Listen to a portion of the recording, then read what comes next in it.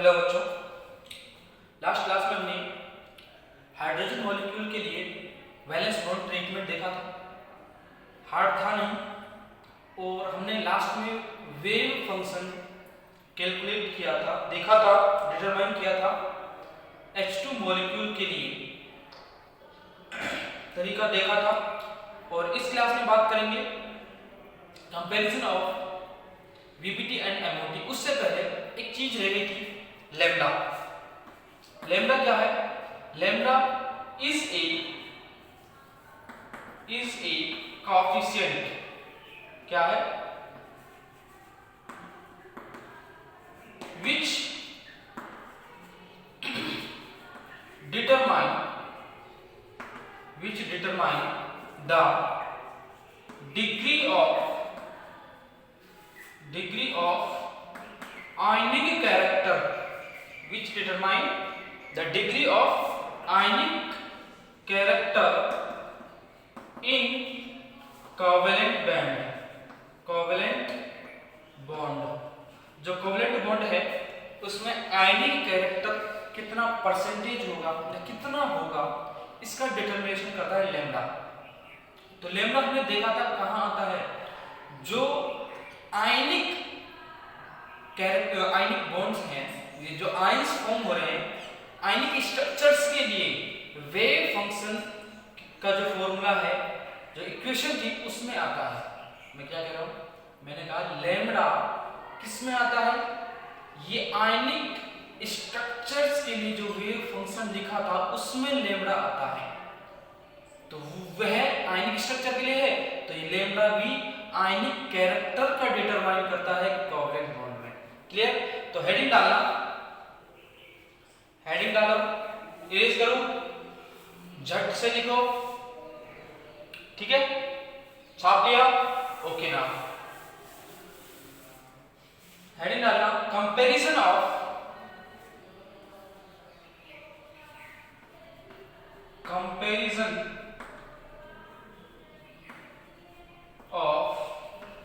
VBT and MOT। VBT और MOT के बीच में कंपैरिजन कि VBT और MOT के बारे में बहुत सी बातें सेम है और बहुत सी बातें डिफरेंट है। उनमें से बहुत सी बातों में से कुछ चीजों का जो हम पढ़ते हुए आए हैं उनके बारे में डिस्कस करेंगे। तो सबसे पहले हेडिंग डालना सिमिलैरिटीज। फर्स्ट है सिमिलैरिटीज। इसके बीच में क्या क्या सिमिलैरिटीज है? दोनों ही बॉन्ड्स, दोनों ही थ्योरीज कोवलेंट बॉन्ड को एक्सप्लेन करती हैं। क्या करती हैं? कोवलेंट बॉन्ड को एक्सप्लेन करती हैं, या कोवलेंट कंपाउंड्स को या कोवलेंट बॉन्ड को। दूसरी बात कि जो थ्योरीज है दोनों, उनमें ऑर्बिटल्स की क्या होती है? ओवरलैपिंग होती है। क्या होती है? ओवरलैपिंग। किसके बीच में? एटॉमिक ऑर्बिटल्स के बीच में ओवरलैपिंग होती है। एटॉमिक ऑर्बिटल्स के बीच में ओवरलैपिंग होती है। तीसरी बात, ओवरलैपिंग उतनी ही अच्छी होगी जितने ही ऑर्बिटल में पार्टिसिपेट करने वाले ऑर्बिटल हैं, जो एटॉमिक ऑर्बिटल हैं, ओवरलैपिंग उतनी अच्छी होगी। कितनी अच्छी होगी? जब ओवरलैपिंग में पार्टिसिपेट करने वाले जो ऑर्बिटल्स हैं, एटॉमिक ऑर्बिटल, उनकी एनर्जी अप्रोक्सीमेटली इक्वल हो और उनकी सिमेट्री सेम हो। सिमेट्री से यहां मतलब मेरा ये भी है कि उनकी फेज सेम होनी चाहिए। क्या होनी चाहिए? सेम फेज होनी चाहिए। उनकी सिमेट्री एंड एनर्जी सेम होती है, लगभग सेम होती है, अप्रोक्सीमेटली इक्वल होती है। चौथी बात, ये कोवलेंट जो कोवलेंट बॉन्ड है उसके डायरेक्शनल नेचर को बताती है। Directional nature nature in covalent bond, covalent bond. ठीक है। पांचवा, जो कोवलेंट बॉन्ड फॉर्म होता है उनमें चार्ज डेंसिटी उन दोनों न्यूक्लियस के बीच में प्रेजेंट होती है, इस बात का एक्सप्लेनेशन करता है। तो चार्ज डेंसिटी के बारे में, जो किसके बीच में होती है, जो न्यूक्लियस के बीच में होती है, इन बिटवीन होती है। Last but the no last क्या है, जो थ्योरीज है उनमें इलेक्ट्रॉन का या एनर्जीज का डिस्ट्रीब्यूशन किन किन थ्योरीज के किन किन जो कॉन्सेप्ट है, प्रिंसिपल से उनके बेस्ड होता है। एक है पाउली एक्सक्लूजन प्रिंसिपल, है ना, हुंड का नियम, हुंड रूल और ऑफ बाउ प्रिंसिपल, बाउ प्रिंसिपल। इन तीनों के अकॉर्डिंग होती है जो इलेक्ट्रॉन का एनर्जी का डिस्ट्रीब्यूशन है, यानी इलेक्ट्रॉन का डिस्ट्रीब्यूशन इन तीनों के बेसिस पर होता है कि इलेक्ट्रॉन कैसे कैसे फिलअप होंगे, इन तीनों रूल्स के आधार पर बेस पर किया जाता है। पहले सिमिलरिटीज लिखते हैं, उसके बाद फिर डिफरेंसेस की बात करेंगे। तो फर्स्ट पॉइंट लेना, both theories explain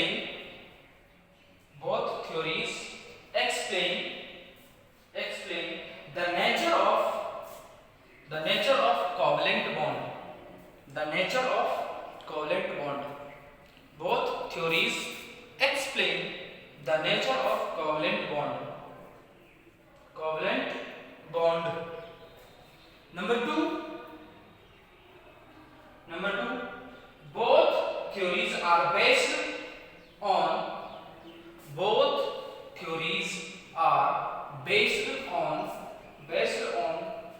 the overlapping of atomic orbitals. Both theories are based on overlapping of atomic orbitals. Third number, both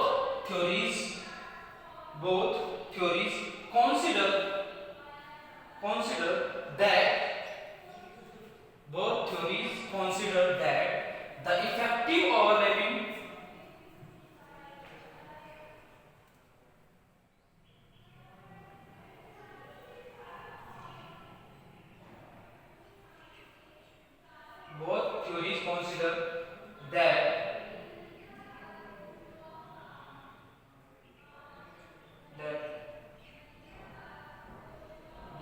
ऐसे लिखो, overlapping is effective.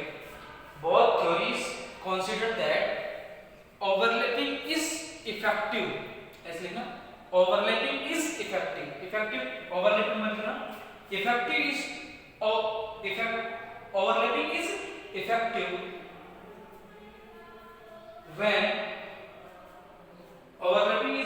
when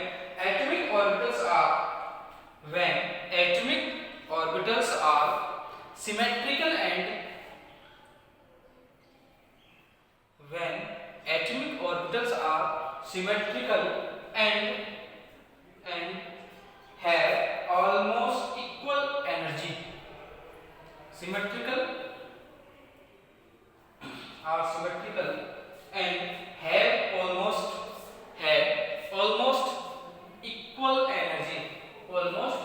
have almost equal energy.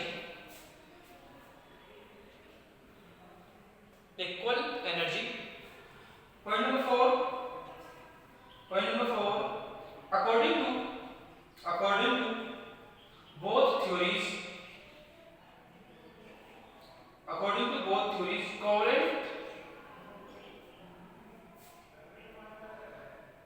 According to both theories,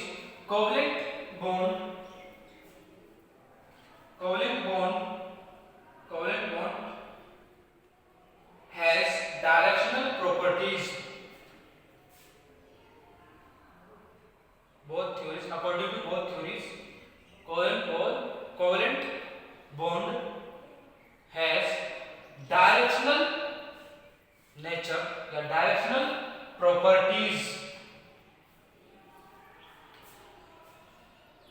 point number 5, point number 5,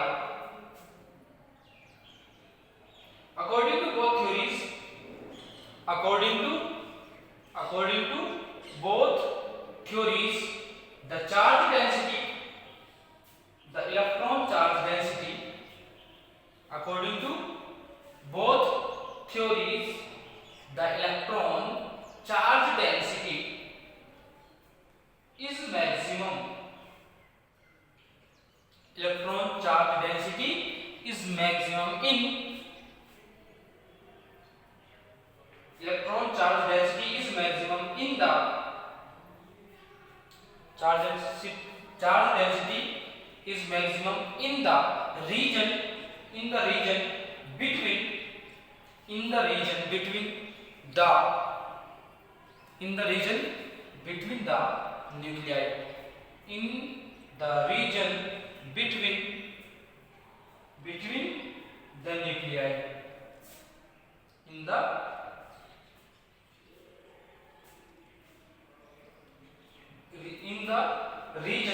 the nuclei. The last point, both theories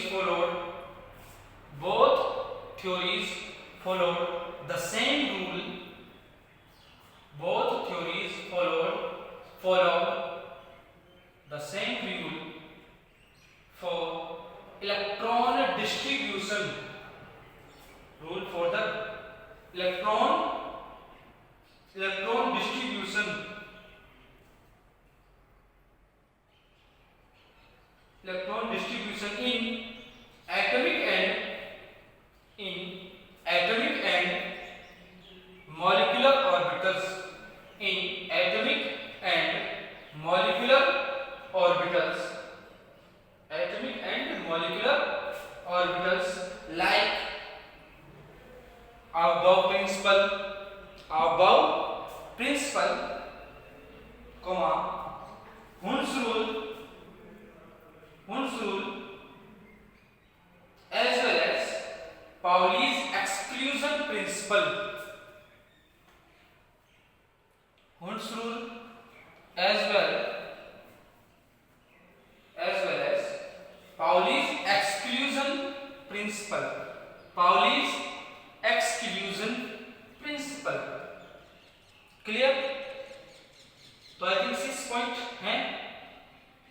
और अब बात करते हैं differences की। क्या क्या डिफरेंसेस हैं, इरेज करता हूं।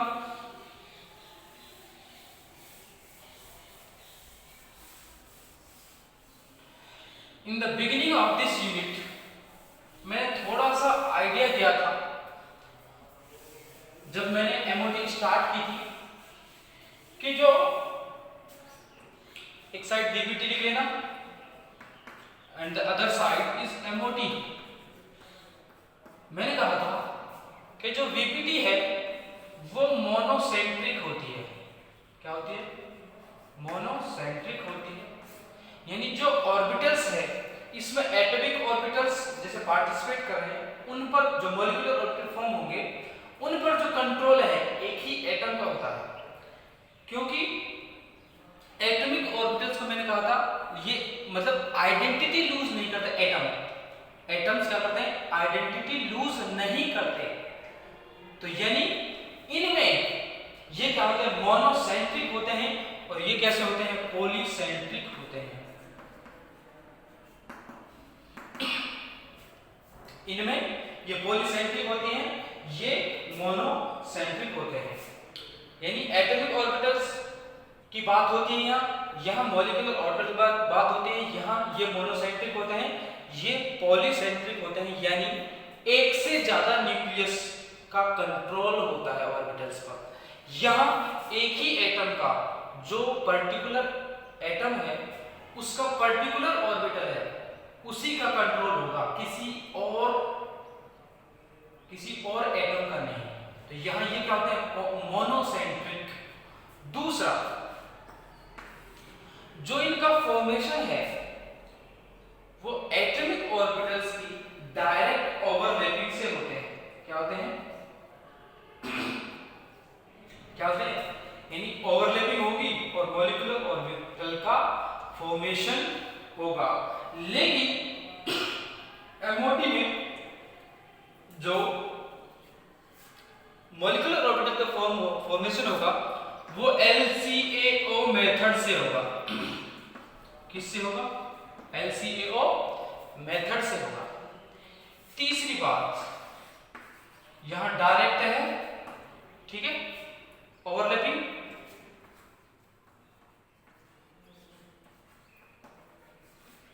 सिर्फ ओवरलैपिंग की बात होती है और कोई बात नहीं होती। यहां LCAO यानी linear combination of LCAO linear combination of atomic orbitals, यहां जो ऑर्बिटल्स पार्टिसिपेट कर रहे हैं वो उनमें इलेक्ट्रॉन अनपेयर्ड होना चाहिए। कैसा होना चाहिए? अनपेयर्ड होना चाहिए। मैंने क्या कहा? अनपेयर्ड से मतलब मान लो यहां 4 सब ऑर्बिटल्स हैं, इस ऑर्बिटल में एक इलेक्ट्रॉन होना चाहिए जब ये बॉन्डिंग में पार्टिसिपेट करेगा। और बॉन्डिंग भी कैसी? वैलेंस, यानी वैलेंस बॉन्ड का फॉर्मेशन हो जब ये ऑर्बिटल क्या हो, इसमें अनपेयर्ड इलेक्ट्रॉन हो। यदि पेयरिंग होगी, मान लो जैसे ये पेयरिंग होगा और यहाँ एक इलेक्ट्रॉन है, यह ऑर्बिटल, ये पर्टिकुलर ऑर्बिटल बॉन्डिंग में पार्टिसिपेट नहीं करेगा। जबकि इसने ऑल टाइप ऑफ ऑर्बिटल्स को इंक्लूड किया था कि जो भी ऑर्बिटल है, जैसे भी ऑर्बिटल है, या तो वैकेंट होंगे या ही क्या होंगे, वैकेंट हो, फिल्ड हो, अनपेयर्ड इलेक्ट्रॉन जिनमें हो, या जिन्हें हाफ फिल्ड भी मैं कहता हूं, सभी टाइप के ऑर्बिटल्स बॉन्डिंग में पार्टिसिपेट करते हैं। जबकि ये सिर्फ अनपेयर्ड इलेक्ट्रॉन वाले ऑर्बिटल्स का ही पार्टिसिपेट होता है इसमें, वीवीटी में। क्लियर? द पॉइंट नंबर 4, यहां वीवीटी में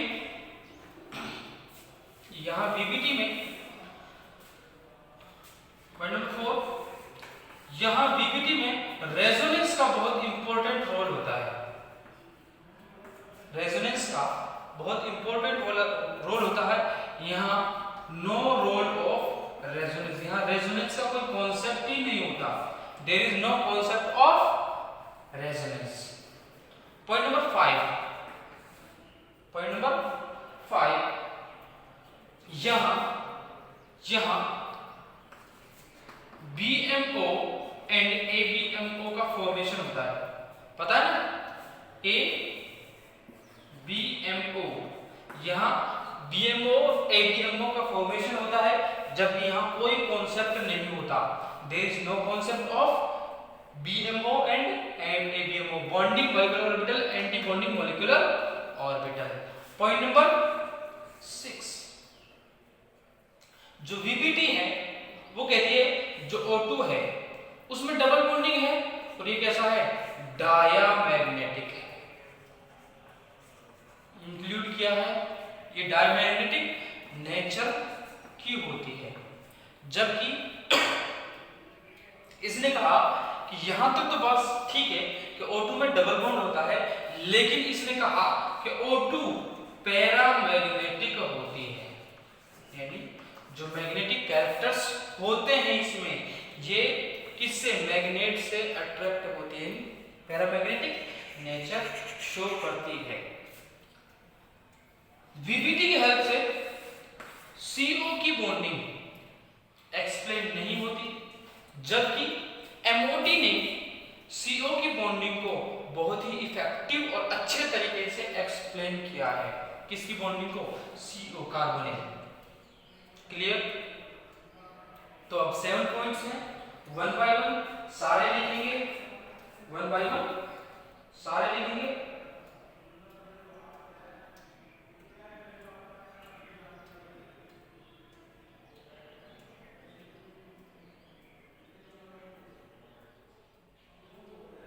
फर्स्ट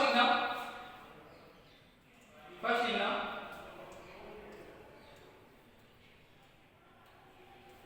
VBT, इसमें लिखना इन VBT atomic orbitals are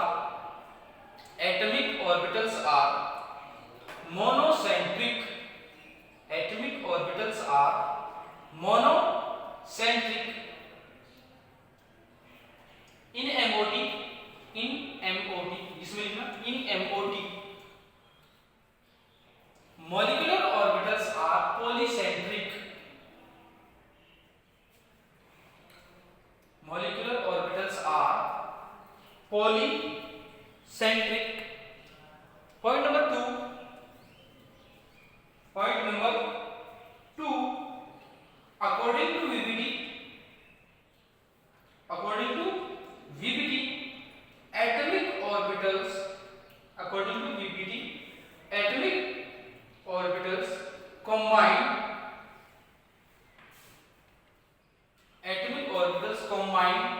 and form, या ओवरलैप, एक combine से ओवरलैप भी कर सकते हो.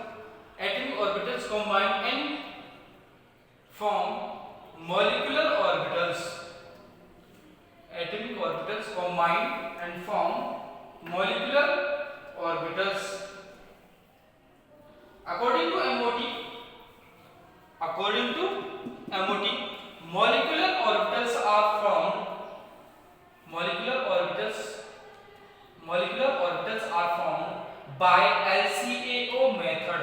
LCAO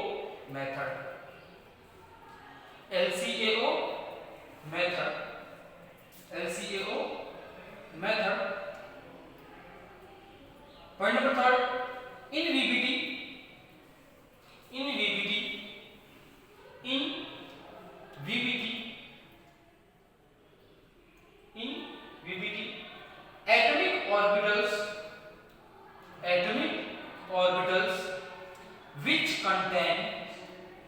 atomic orbitals which contain unpaired electron. In VBT, orbitals which contain unpaired electron, overlap and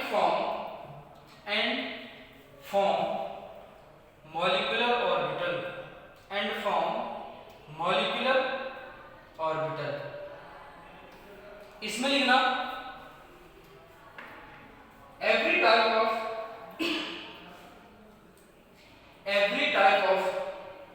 atomic orbitals can participate. Every type of atomic orbitals can participate in the formation of molecular orbitals. In the formation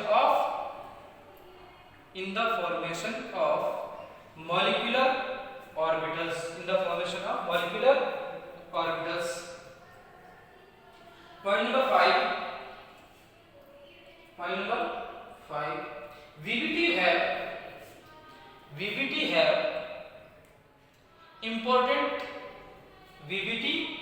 have important role of resonance. VBT have important role of resonance. इसमें लिखना there is no concept of resonance. There is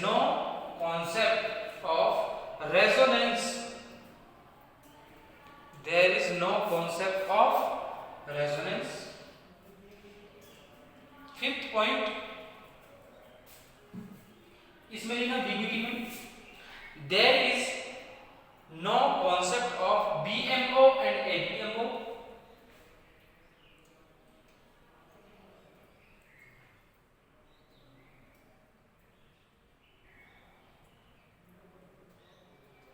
There is no concept of ABMO and BMO and ABMO.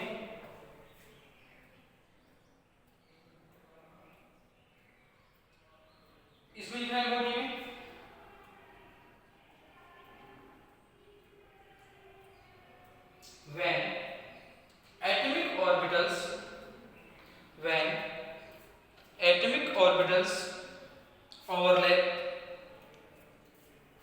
when atomic orbitals overlap, there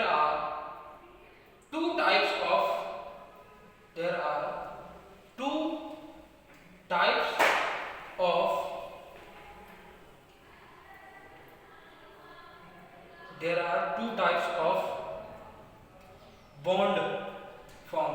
There are two types of bond form. There are two types of bond नहीं. There are two types of molecular orbitals. There are two types of MOs लिख लेना short में MOs. There are two types of MOs form. Molecular orbitals form. BMO and ABMO.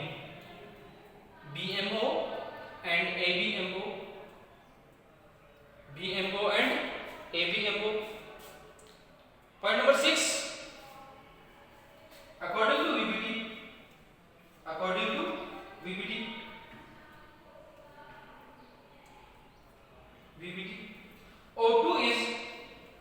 O2 is diamagnetic. O2 is diamagnetic, which is not true. According to VBT, O2 is diamagnetic, which is not true.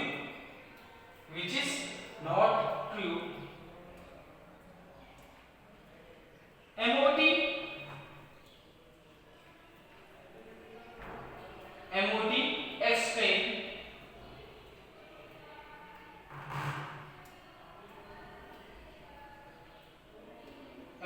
explain the paramagnetic nature. MOT explain the paramagnetic nature of O2. MOT explain the paramagnetic nature of O2. Paramagnetic nature of O2. The last one, MOT explain the paramagnetic nature of O2. Last, VBT